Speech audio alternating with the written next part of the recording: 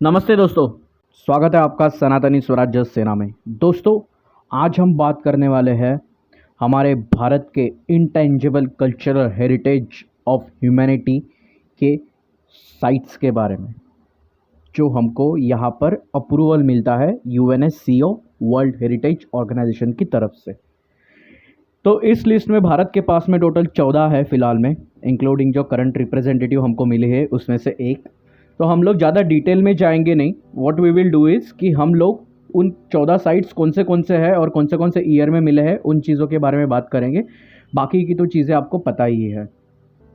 अगर more information चाहिए तो मैं लिंक दे दूंगा डिस्क्रिप्शन में, आप जाइए उनके ऊपर जाके व्यू कर सकते हो, क्रॉस वेरीफाई कर सकते हो, ठीक है ना। तो चलो बिना देरी के शुरू करते हैं आज का वीडियो। अगर आपने हमारे प्रीवियस वीडियोस नहीं देखे तो जाइए उनको देखिए। रेप विक्टिम के ऊपर से मेरा सबसे प्रायर वीडियो है, आप प्लीज़ जाइए उनको देखिए। Only together we can achieve and conquer the rape culture, we can set example for the world as well. तो अलग अलग काम करने से कोई मतलब नहीं बनता है। मेंस राइट्स के लिए, वुमेंस राइट्स के लिए, उसके बाद में एनिमल राइट्स के लिए, सब लोग अलग अलग काम करते हैं। एक साथ आना ज़रूरी है और काम करना ज़रूरी है। And yes, please do support the temple movement that which is running on a state level. State की तरफ से हमको हमारे मंदिरों को वापस लेना है, यही मेरी प्रार्थना है। Please do support. अगर नहीं आपको पता तो please do get in touch with the respective people और समझिए उस बात को। Temple has to be come out from the government, that is state government. चलिए बात करते हैं सबसे पहले इसमें। सबसे पहला जो हमारा हुआ था कुंभ मेला, जो इंस्क्राइब हुआ था 2017 में। अभी कुंभ मेला आप सबको पता है बहुत ही हेरिटेज है, एक्चुअली वर्ल्ड हेरिटेज है। दुनिया में ऐसी चीज़ कभी नहीं देखी जाती और कभी नहीं होती है, और जब भी होती है दिल ठोक के होती है। और आपको भी पता है वहाँ पर क्या क्या होता है, तो है ना। 3 सीक्रेट प्लेसेस है, इलाहाबाद, हरिद्वार, उज्जैन और नासिक। 4 ईयर्स के अंदर होता है। और महाकुंभ मेला तो आपको पता है कहाँ पर होता है, तो ठीक है। तो ये सनातन धर्म में सबसे सीक्रेट प्लेस मानी गई है, और ये इतनी पुरानी है कि जब कोई धर्म नहीं था तब से ये चलती आ रही है। जब कोई रिलीजन नहीं था तब से ये चलती आ रही है। सिर्फ सनातन धर्म ही है और हमेशा रहेगा, ठीक है। फिर उसके बाद में सेकंड स्पॉट पे आता है योगा। योगा को इंस्क्राइब किया था 2016 में, representative list of intangible cultural heritage और ह्यूमैनिटी। अब 2016 में जाके मिला है। जो हमने दुनिया को ये सब कुछ दिया, देने के बाद भी हम लोग स्टैंडर्ड मेंटेन नहीं कर पाए, और हमारे पास में योगा का पेटेंट भी नहीं है। I guess government of India should sit together along with the Nepal as well, keeping Nepal in a loop, Nepal and Sri Lanka in a loop, make a headquarter in one of the। Bharat में जाइए, भारत में कोई भी एक particular respective city में top जितने भी योगा के इंस्टीट्यूट्स हैं उन सब ने एक साथ आके एक हेरिटेज साइट और एक स्टैंडर्ड मेंटेन करना चाहिए, ताकि लोगों तक ये बात पहुंच सके। जैसे यूएनएससीओ है जो स्टैंडर्ड मेंटेन करता है वर्ल्ड लेवल के ऊपर हेरिटेज साइट्स के लिए, वैसे ही अपना होना चाहिए। हम लोग योगा का स्टैंडर्ड मेंटेन करें, उससे जॉब्स भी निकलेगी और एक स्टैंडर्ड भी मेंटेन रहेगा। क्योंकि लोग आज कुछ कुछ भी करते रहे, घिना आ गई थी मुझे देखते हुए। कुछ भी करते, कैसे है, वो नॉलेज नहीं रहता ना, तब जाके ये सब लोग ऐसे करते हैं आड़े टेढ़े काम। चलो ठीक है, तीसरे पार्ट पर आते हैं। नवरोज़ू। ये हम लोग Afghanistan, Azerbaijan, India, Iran, Islamic of Republic, Iraq, Kazakhstan, Kyrgyzstan, Uzbekistan, Pakistan, Turkmenistan और तुर्की, इन सब लोगों के साथ में हम लोग शेयर करते हैं ये इंटेंजिबल कल्चरल हेरिटेज। 2016 में ही इनकॉर्पोरेट हुआ था, इन लोगों ने सब शेयर किया जाता है। हाँ, आपका अगर कोई फेस्टिवल है आप किसी के साथ में शेयर भी कर सकते हो। जैसे हमें रिसेंटली दुर्गा के लिए intangible cultural heritage of humanity का किताब मिल चुका है। Bangladesh would have taken it, but Bangladesh उन्होंने खुद को इस्टेब्लिश करके रख दिया है उन चीज़ के कारण।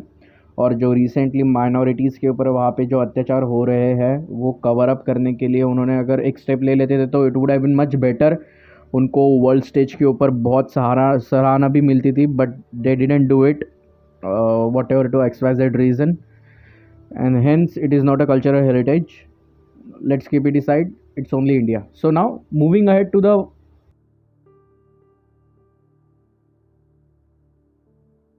Next is traditional brass and copper craft. Now अभी बात करते हैं traditional brass and copper craft. हमारा ये थोड़ा सा मुझे डाइसी लगा क्योंकि कॉपर और इसके ऊपर से तो हम लोग बहुत पुराने, यानी जब से इतिहास है, तब जब से सनातन धर्म है तब से हम लोग ये करते आ रहे हैं। तो it should have been given a clear cut identity to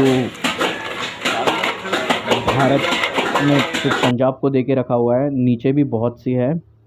चलो ठीक है, कोई ना, बट इट्स अगेन आप देख सकते हो बहुत बढ़िया तरीके यूटिलेंसेस बनाते हैं ये लोग।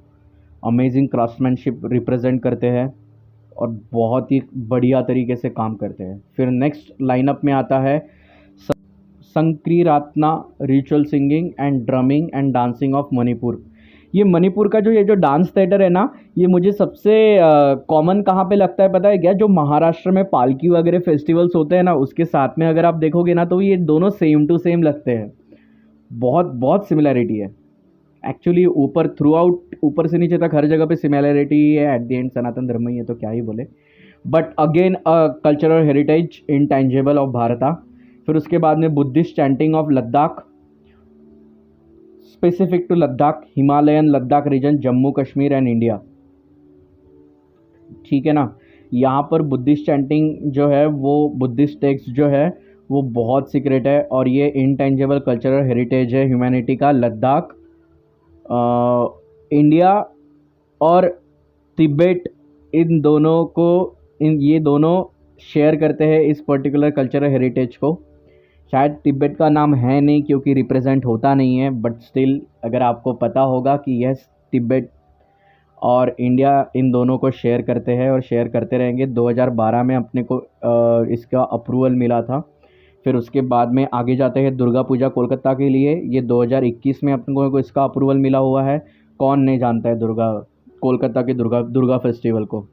कौन नहीं जानता है? जो नहीं जानता है चुल्लू भर पानी में डूब मर जाए। सनातन धर्म की हेरिटेज है, बट सैडली वो थोड़ा सा डिस्टिंक्ट होती जा रही है क्योंकि XYZ रीजंस। जो हेरिटेज है उसको हेरिटेज की तरह ही सेलिब्रेट किया जाना चाहिए। मॉडर्नाइजेशन कभी लाना नहीं चाहिए, ताकि यहाँ से टूरिज़म्स आता है, लोगों को अभी ये बात पहुँचती है, लोगों को पता चलता है। तो it should have always been kept it as a traditional. जितना लोगों रखोगे उतना इंटरनेशनल टूरिस्ट आएंगे, उतने डॉक्यूमेंटरीज बनेगी, उतने लोगों तक बात पहुँचेगी दुनिया में कि किस तरीके से सेलिब्रेट होता है, क्या क्या प्रोसेस होती है। उससे टूरिज़्म बढ़ता है और at the end of the day West Bengal को ही इसका फ़ायदा होगा अगर वो समझेंगे तो। पर मुझे लगता है कि वो नहीं करेंगे, क्योंकि जिस तरीके से पिछले 3 सालों से दुर्गा माँ का फेस्टिवल हो रहा है, इट इज़ लिटरली भूल चुके हैं। कोई दिक्कत नहीं, आगे बढ़ते हैं। Moving on to the next part is Mudiyettu ritual theatres and dance drama of Kerala. Amazing. Everybody जो भी केरला टूरिज्म में जाता है उसने इसको देखना ही देखना है। See every glimpse you will find it of Sanatan Dharma, the oldest religion of Sanskrit के साथ में मर्ज होती जाती है हमेशा। अमेजिंग सेज यहाँ पे रिप्रेजेंट किया जाता है। यहाँ पे माँ काली को बहुत बढ़िया तरीके से रिप्रेजेंट किया जाता है। The war tactics as well, including in the form of dance. तो एवरीबडी मस्ट वॉच इट। बहुत अमेजिंग है। यूट्यूब पे जाइए, सर्च करिए, देखिए और एंजॉय करिए। Kalbelia folk song and dance of Rajasthan. तो राजस्थान के जो फोक सॉन्ग्स हैं ना वो बहुत प्यारे रहते हैं। उसको 2010 में मान्यता मिली थी। Again it is a cultural heritage of humanity. इतने क्लासिक सॉन्ग्स रहते हैं। आपने अगर राजस्थान की लोकल ट्रेन में अगर बैठोगे ना आप, तो लोग गाना गाते रहते हैं कंटिन्यूसली। तो आपको पता चलेगा कि वो पुंगी, पोंगल, ये सब उधर से ही, या पोंगाड़ा, ये सब एक ही। देखो स्ट्रिंग देखो किस तरीके से मैच होती है।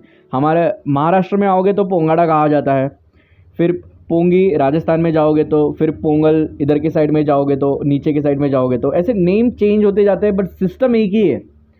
So it is again a cultural heritage of Bharat. उसके बाद में